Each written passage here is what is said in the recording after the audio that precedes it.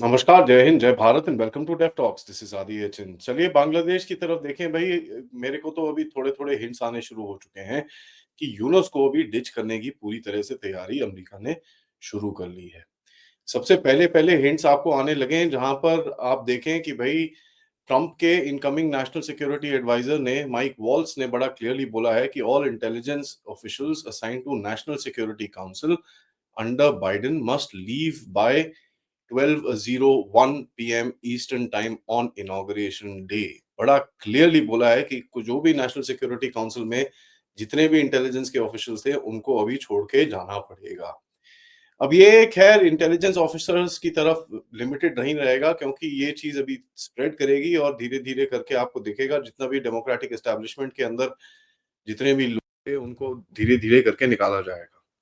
यहाँ पर भारत का एंगल आता है क्योंकि एक गार्लिक चटनी साहब है जिनको हम काफी टाइम से गुड बाय बोलने की कोशिश कर रहे हैं और दूसरे बांग्लादेश के अंदर आएंगे यूनिस कि उनकी क्या हालत होने वाली है इसके बारे में आगे जाके आप सबको चीजें खुलेंगी। लेकिन तब तक देखें बीएनपी के जो तीन बड़े बड़े लोग हैं, जो उनके एक्टिंग चेयरमैन है तारिक रहमान और सेक्रेटरी जनरल हैं मिर्जा फखरुल इस्लाम और स्टैंडिंग कमेटी के मेंबर है आमिर खरजू मोहम्मद चौधरी। इनको बुलाया गया है अमेरिका।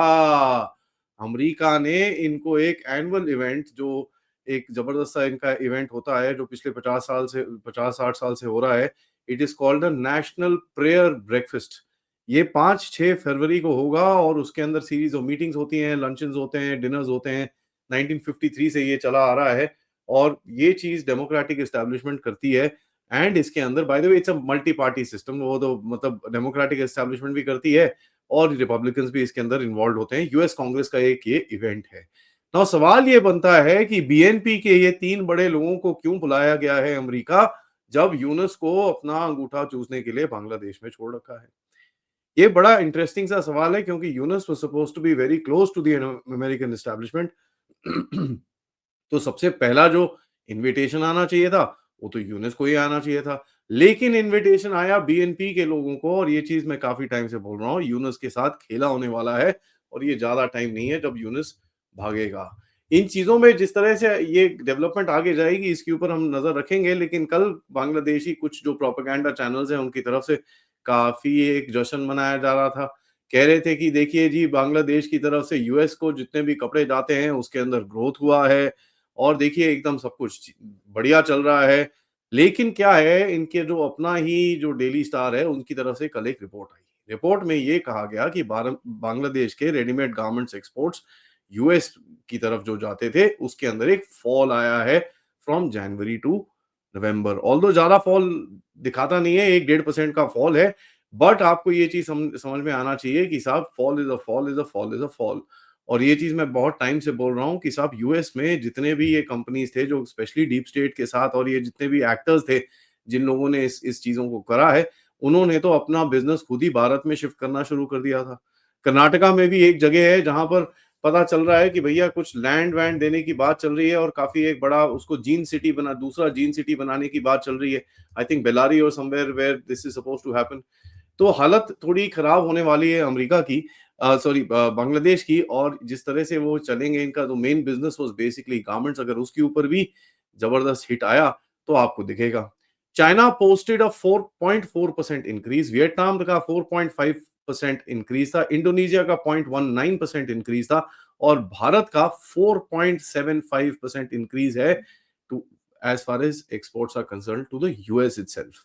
तो बांग्लादेश की किटी के अंदर से ऑब्वियसली चीजें कट के अब दूसरे देशों के अंदर जा रही है और ये चीज हम आपके साथ काफी टाइम से रिपोर्ट कर रहे हैं कि यूएस अपना खुद इस जो ये टट्टू बिठा रखा है उसको ट्रस्ट नहीं करता है। इलेक्शन के हिसाब से देखिए यहाँ पर काफी एक चक्कर चल रहा है क्योंकि जितने भी इम्पेशंस हैं, जो भी काफी ये पॉलिटिकल पार्टीज हैं, इनके अंदर काफी एक बढ़ता हुआ इम्पेशंस सा व्यवहार है कि भाई इलेक्शंस होने चाहिए जल्दी से। स्पेशली बीएनपी जिसको पता है कि अगर अभी इलेक्शन हो गए तो वो जीत जाएंगे क्योंकि एक एंटी अवामी लीग करके एक सेंटिमेंट है। और ऑब्वियसली उसके बाद ये यूनुस पुनुस की सरकार जिस तरह से वैट बढ़ा रही है तो उसके अगेंस्ट भी सेंटिमेंट है, तो उसको पता है कि वो जीत जाएंगे। लेकिन चक्कर क्या है, ये भाई अपना कॉन्स्टिट्यूशन रीराइट करने की कोशिश कर रहा है और आपको पता होगा जैसे मैंने आपको बताया था पिछले अपडेट्स में, दिसंबर 31 को एक प्रोक्लेमेशन आने वाला था। जिसके तहत 1972 का जो कॉन्स्टिट्यूशन था उसको उठा के खिड़की के बाहर फेंकने वाले थे। उस चक्कर में इन ये कॉन्स्टिट्यूशनल पोजीशंस को भी डिग्रेड करने वाले थे, जैसे कि army chief, supreme court, president.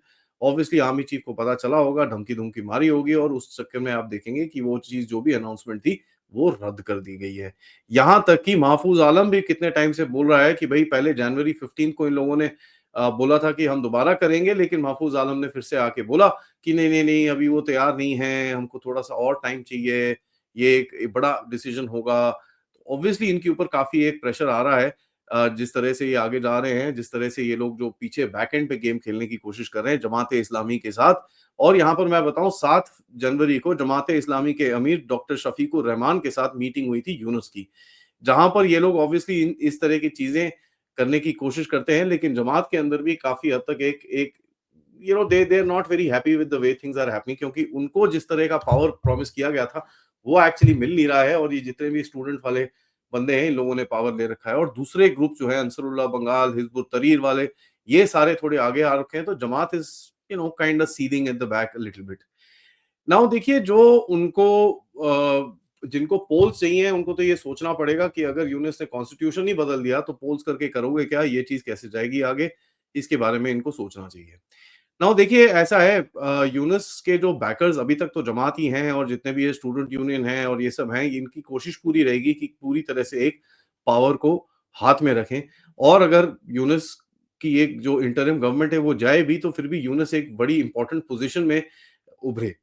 ये चीज़ दिखती नहीं है होते हुए, जिस तरह से वो डिसीजंस ले रहे हैं और जिस तरह से ये जो वैट का चक्कर चल रहा है और जिस तरह से अमेरिका की जियोपॉलिटिक्स आगे जा रही है, ये चीज़ काफ़ी मुश्किल दिखती है। नाउ यहाँ पर अमेरिका के कनेक्शन में मैं आपको बताऊँ, यूनुस का जो एक अपना किताब है जो इसपे उसको सो कॉल्ड न्यूक्लियर सॉरी क्या नोबेल प्राइज़, ये प्राइज़, वो पता नहीं क्या-क्या प्राइज़ मिले हैं इसको। उसका नाम basically is the zero theory of Yunus. इसको ज़रा आप पढ़ेंगे तो आपको दिखेगा कितना बड़ा गड्ढा है ये। कहता है zero poverty, zero unemployment and zero carbon emission. ये तीनों को जब आप डालेंगे तो भैया एक ही चीज़ दिखती है कि इंसान इंसान नहीं रहेगा, इंसान बस एक भिखमंगा रहेगा सड़क के ऊपर और यही चीज़ वो करने की कोशिश करेगा बांग्लादेश के अंदर। बांग्लादेश के अंदर काफ़ी चीज़ें अभी एक-एक करके नीचे बैठनी शुरू हो चुकी हैं। National institute of cancer research के अंदर 19 दिन हो गए हैं कि साहब कैंसर पेशेंट्स को रेडियोथेरेपी नहीं मिल रही है। 19 डेज़ नाउ। एंड अभी तक एक बारी भी किसी ये सो कॉल्ड एडवाइजर ने जाके वहाँ पर विज़िट नहीं करा है और जाके वहाँ पर चीज़ें नहीं देखी हैं। ये तो हालत है ऑन द ग्राउंड और आप सबको पता है राइस के चक्कर में और खाने के चक्कर में इनका इन्फ्लेशन ऑलमोस्ट 14% पहुँच चुका है। अब पंगा क्या है, ये लोग राशन-वाशन देते थे लोगों को, राशन के कार्ड्स कट कर दिए। कहते हैं कि जी हम इसके अंदर करप्शन देख रहे हैं, हम उसको कार्ड्स कट करेंगे तो 1 महीने तक हम आपको राशन ही नहीं देंगे। तो आप सोचिए जो गरीब तबका है वहाँ पर, पहले तो खरीदेगा, वो भी ज़्यादा एक्सपेंसिव खरीदेगा और ऊपर से उसको जो फ्री थोड़ा बहुत राशन मिलता था, वो भी नहीं मिलेगा। तो कितना मतलब कितना सब कुछ ये कर रहे हैं और ऊपर से अपने पैसे बनाने में ये सरकार पूरी एकदम आगे है और जिस तरह से करप्शन जो पहले होता था, there is no way that any corruption is stopped, क्योंकि लोगों का अपना कहना ये है कि यार चोर को हटा के हम तो चोरों को बिठा दिया, ये किया क्या?